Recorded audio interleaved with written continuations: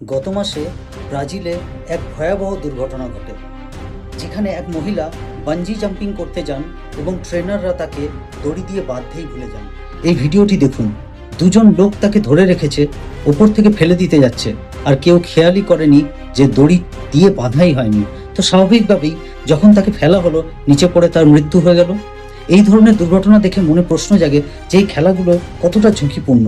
বিশেষ করে আপনিও যদি আমার মতো এই ধরনের রোমাঞ্চকর অ্যাক্টিভিটি পছন্দ করেন, তো আমি এই পুরো ঘটনাটি নিয়ে কিছুটা খতিয়ে দেখলাম কি ঘটেছে। আর জানেন কি জানা গেল যে পুরো এই খেলাটি কেবল ডিসিপ্লিন আর রুটিনের ব্যাপার। পুলিশ এই সংস্থাটিকে জিজ্ঞাসাবাদ করেছিল এবং এই ট্রেনারদের যখন জিজ্ঞাসা করা হয় তখন তারা জানতোই না যে কার দায়িত্ব ছিল দড়ি বাঁধা আর কার দায়িত্ব ছিল সেটা ডবল চেক করার। তাদের কোনো ধারণাই ছিল না ভুল যে কোনো মানুষের দ্বারাই হতে পারে।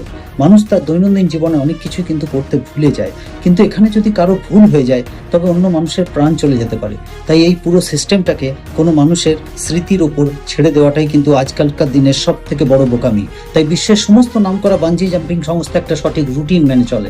উদাহরণস্বরূপ নিউজিল্যান্ডের একটা সংস্থা আছে যা বিশ্বের সবচেয়ে পুরনো বাঞ্জি জাম্পিং পরিচালনকারী সংস্থা। সেখানে আজ পর্যন্ত কোনো এমন দুর্ঘটনা ঘটেনি যেখানে কারো জীবন গেছে। 2016 সালে একটা দুর্ঘটনা ঘটেছিল যেখানে দড়ি ছিঁড়ে গিয়েছিল, কিন্তু যেখানে ব্যাকআপ দড়ি ছিল। তাই আপনি যদি কখনো বাঞ্জি জাম্পিং করার কথা ভেবে থাকেন তবে 3টি বিষয়ে নজর দেবেন।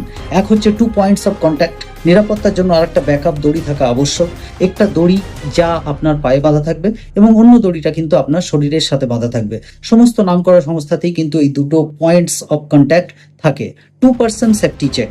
দুজন ব্যক্তি, একজন মানুষের কাজ হলো আপনাকে হার্নেস পরানো আর দড়ি দিয়ে যুক্ত করা, আর অন্য একজন মানুষের কাজ হলো প্রথম মানুষের কাজটাকে ভেরিফাই করা ও চেক করা যে সবকিছু সঠিকভাবে টাইটভাবে বাঁধা হয়েছে কিনা।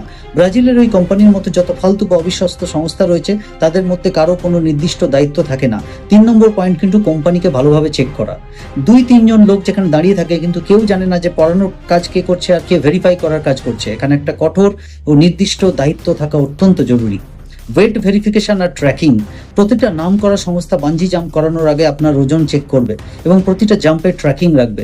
তারা জানবে যে আজ কতগুলো জাম্প হয়েছে, এই মাসে কতগুলো জাম্প হয়েছে এবং একটি নির্দিষ্ট সংখ্যার পর জিনিসপত্র পরিবর্তন বা রিপ্লেস করতে হবে। যেমন নিউজিল্যান্ডের যে সংস্থা রয়েছে তারা জানিয়েছে যে 500টা জাম্পের পর কিন্তু তারা দড়ি পরিবর্তন করে ফেলে। দেখতে দড়িগুলো যতই ভালো মনে করা হোক না কেন, 500টা জাম্পের পর দড়ি বদল করাই তাদের নিয়ম, যাতে কোনো ইকুইপমেন্ট ফেলিওর না ঘটে। এই 3টে সহজ পয়েন্ট আপনাকে সব সময় একটা নাম করা অপারেটর বেছে নিতে সাহায্য করবে। আপনি নিজে কখনো বাঞ্জি জাম্পিং করতে গেলে এগুলো মনে রাখতে হবে। এই রিলটি সেভ করে রাখুন, অথবা আপনার কোনো বন্ধু যদি করতে চায় তাকে অবশ্যই পাঠিয়ে দিন। নমস্কার।